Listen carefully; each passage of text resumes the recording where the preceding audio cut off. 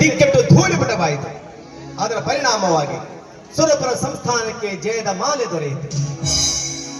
ಇದು ನಮಗೆಲ್ಲ ಸಂತೋಷ ತಂದಿದೆಯಾದರೂ ರಣರಂಗದಲ್ಲಿ ವೀರ ಮರಣವನ್ನಪ್ಪಿದ ಮಕ್ಕಳಿಗಾಗಿ ಕನ್ನಡಾಂಬೆ ಕಣ್ಣೀರು ಸುರಿಸುತ್ತಲಿದ್ದಾಳೆ. ಮಡಿದವರ ಹಡೆದೊಡಲು ಮಡದಿ ಮಕ್ಕಳ ಆಕ್ರಂದನ ಮುಗಿಲು ಮುಟ್ಟಿದೆ. ಇದನ್ನು ಕಂಡು ನನ್ನ ಹೃದಯ ತಲ್ಲಣಗೊಂಡಿದೆ. ಸಮಾಧಾನ ಮಾಡಿಕೊಳ್ಳಿದೊರೆ. ಯುದ್ಧ ಅಂದ ಮೇಲೆ ನೋವು, ನಲಿವು, ಸಾವು ನೋವುಗಳು ಸಂಭವಿಸುವುದು ಸಹಜ. ಇದು ತಾವು ಕೂಡ ಅರ್ಥವೇ. ಆದ್ರೆ ಆಂಗ್ಲರ ವಿರುದ್ಧ ರಣಕಹಳೆಯನ್ನ ಊದಿ ಅವರ ಎದೆ ಗುಂಡಿಗೆಯಿಂದ ನಡಗಿಸಿ ತಮ್ಮ ಬಿಸಿ ರಕ್ತ ರಣಭೂಮಿಗೆ ಅಭಿಷೇಕ ಮಾಡಿ ಸುರಪುರಕ್ಕೆ ಇವತ್ತು ಗೆಲುವು ತಂದು ಕೊಟ್ಟರಲ್ಲ ಆ ವೀರರು.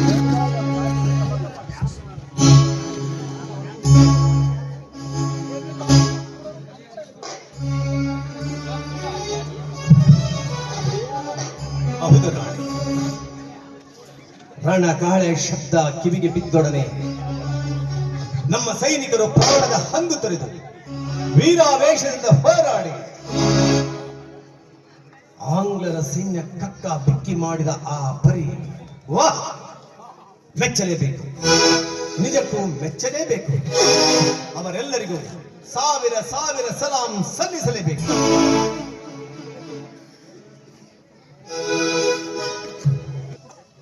ದಿವಾನ್, ಯುದ್ಧದಲ್ಲಿ ಕಾಳಗದಲ್ಲಿ ಮಾಡಿದ ವೀರ ಯೋಧರ ತ್ಯಾಗ, ಬಲಿದಾನ, ಪರಾಕ್ರಮಗಳ ಸ್ಮರಣೆಗಾಗಿ ಶರಣು ಹೋಗಿ 5 ನಿಮಿಷಗಳ ಮೌನಾಚರಣೆ ಮಾಡಿ ಅವರಿಗೆ ಗೌರವ ಸಮರ್ಪಿಸೋಣ. ದೀಪವನ್ನು ಬೆಳಗಿಸಿ.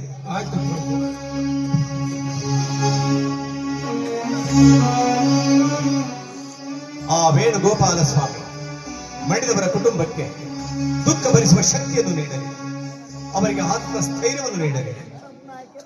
ಓಂ ಶಾಂತಿ, ಓಂ ಶಾಂತಿ, ಓಂ ಶಾಂತಿ, ಓಂ ಶಾಂತಿ, ಓಂ ಶಾಂತಿ, ಶಾಂತಿ ಶಾಂತಿ.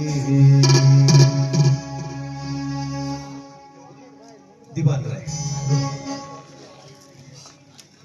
ಸುರಪುರದ ವಿಜಯದ ವೈಜಯಂತಿ ಶಾಂತಿಯ ನಗೆಗೆ ಪುನಃ ಕ್ರಾಂತಿಗೆ ಅಣಿಯಾಗಬೇಕಾದರೆ ವೀರ ಯೋಧರ ಕುಟುಂಬಕ್ಕೆ ಪರಿಹಾರಧನ ಘೋಷಣೆಯಾಗಲೇಬೇಕು.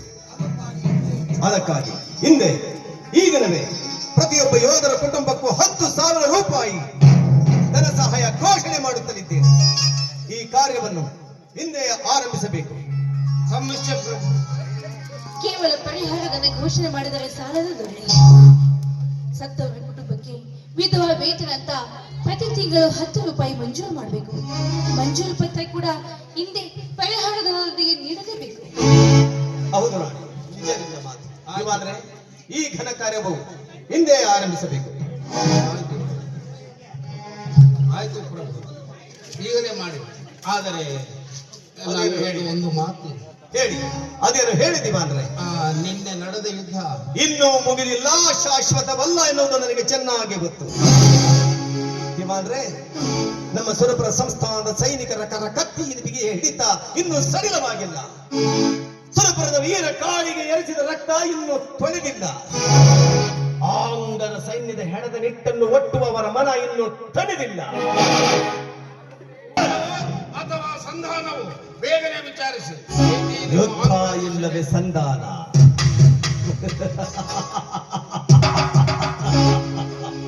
ಸುಟ್ಟು ಬೂದಿ ಮಾಡಲು ಸುರಪುರದ ಪಟ್ಟಣ ಸಣ್ಣ ಕಟ್ಟಿ ಪೊಟ್ಟಣಿಂದ ಕಟ್ಟಿದ ಪುಟ್ಟ ಕಟ್ಟಡವೆಂದು ಭಾವಿಸಿದ ಆಂಗ್ಲ ನಾಯಿ, ನಿನಗೇನು ಗೊತ್ತು?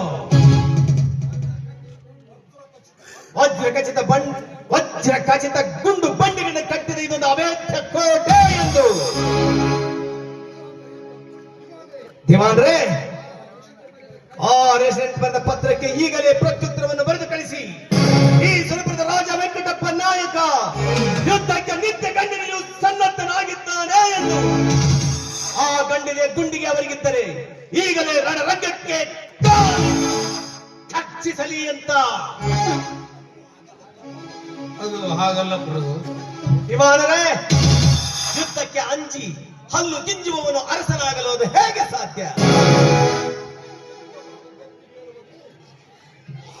ಯುದ್ಧದಲ್ಲಿ ಗೆದ್ದು ಗದ್ದಿಗೇರಬೇಕು, ಇಲ್ಲ ವೈರ್ಯ ಕತ್ತಿಗೆ ಕುತ್ತಿಗೆ ಕೊಟ್ಟು ವೀರಮರಣವನ್ನಪ್ಪಬೇಕು.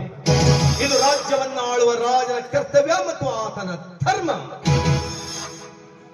ದಿವಾನರೇ, ಚಿಕ್ಕ ವಯಸ್ಸಿನಲ್ಲಿ ಆಂಗ್ಲರ ವಿರುದ್ಧ ಹೋರಾಡಿ ವೀರ ಮರಣವನ್ನಪ್ಪಿದ ಸುರಪುರದ ರಾಜ ವೆಂಕಟಪ್ಪ ನಾಯಕ ಎಂದು ಇತಿಹಾಸದ ಪುಟಗಳಲ್ಲಿ ಶಾಶ್ವತವಾಗಿ ಬರೆಯಲ್ಪಡುತ್ತೇನೆಯ ವಿನಃ ಷಂಡರಂತೆ ಬಂಡ ರಾಜಕಾರಣ ಮಾಡಲಾರೆ. ಗೆಲುವು ಇಲ್ಲ, ವೀರ ಮರಣ ಇದು ನನ್ನ ದೃಢ ಸಿದ್ಧಾಂತ. ಯುದ್ಧ ಇಲ್ಲದ ಮರಣ ಎಂಬ ರಾಜ ಸಂದೇಶ ಸೂಕ್ತವಾಗಿದೆ. ಈಗಲೇ ಹೋಗಿ ಆ ಆಂಗ್ಲ ಶ್ವಾನಕ್ಕೆ ನಮ್ಮ ರಾಜ ಸಂದೇಶವನ್ನು ಕೊಟ್ಟು ಬನ್ನಿ. ನನ್ನ ಪ್ರೀತಿಯ ಪ್ರಜೆಗಳೇ, ವೀರರೇ, ಸೈನಿಕರೇ, ಸೇನಾಧಿಪತಿಗಳೇ, ಆಂಗ್ಲರ ಸೊಕ್ಕಿನ ಉತ್ತರ ಪತ್ರಕ್ಕೆ ನಾವು ಉಕ್ಕಿನ ಉತ್ತರ ನೀಡಿದ್ದೇವೆ ಎಂದು ಭಾವಿಸುತ್ತೇವೆ. ನಿಮಗೆಲ್ಲ ಇದು ಒಪ್ಪಿಗೆ ಇದೆ? ಪ್ರಭು, ನಾವು ಕೇವಲ ಶಸ್ತ್ರಗಳ ಆರಾಧಕರು, ಸ್ವತಂತ್ರ ಅಧಿದೇವತೆಯ ಅರ್ಚಕರು. ನಾವು ಬೀಸುವ ಕತ್ತಿ ಕಟಾರಿಗಳ ಒಂದೊಂದು ಬೀಸು, ನಾವು ಆರಿಸುವ ತುಪಾಕಿಯ ಒಂದೊಂದು ಗುಂಡು ವೈರಿ ಪಡೆಗಳ ತಲೆಯನ್ನು ತೆಗೆಯಲೇ ಬೀಳದು. ತಾಯಿ ನಾಡಿಗಾಗಿ ನಮ್ಮೆಲ್ಲರ ತಲೆ ಹೋದರೂ ಚಿಂತೆ ಇಲ್ಲ, ತಲೆ ಬಾಗದಿರೋಣ.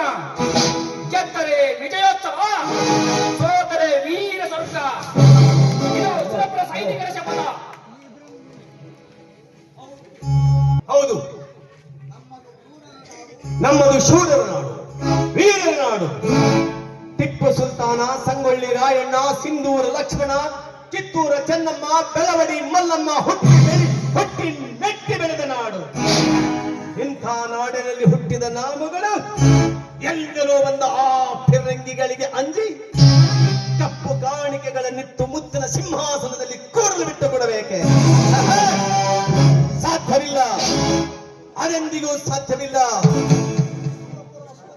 ಸುರಪುರದ ಶೂರರೇ, ನಾಳೆ ನಡೆಯುವ ಯುದ್ಧದ ಸಿದ್ಧತೆಗೆ ಹಿಂದೆ ಬದ್ಧತೆಯಿಂದ ಸಿದ್ಧತೆ ಮಾಡಿಕೊಳ್ಳೋಣ. ಗಡ್ಡಿ ಪಿಟ್ಟ ನಾಯಕ, ಪಾಮಾನಾಯಕ, ಮುಂಡುಗೈ ವೆಂಕಟಪ್ಪ ನಾಯಕ, ತಾಯಿ ರಾಣಿ ಈಶ್ವರಮ್ಮನನ್ನು ಮುನ್ನುಗ್ಗೋಣ. ನಮ್ಮ ಅಚಲ ದೇಶ ಪ್ರೇಮ, ಅಚಲ ವಿಶ್ವಾಸ, ಆತ್ಮವಿಶ್ವಾಸ ಸುರಪುರಕ್ಕೆ ಶಾಶ್ವತ ಜಯ ತಂದುಕೊಡುವುದು ನಿಶ್ಚಿತ. ಜೈ ವೇಣುಗೋಪಾಲ, ಜೈ ವೇಣುಗೋಪಾಲ, ರಾಜ ವೆಂಕಟಪ್ಪ ನಾಯಕರಿಗೆ.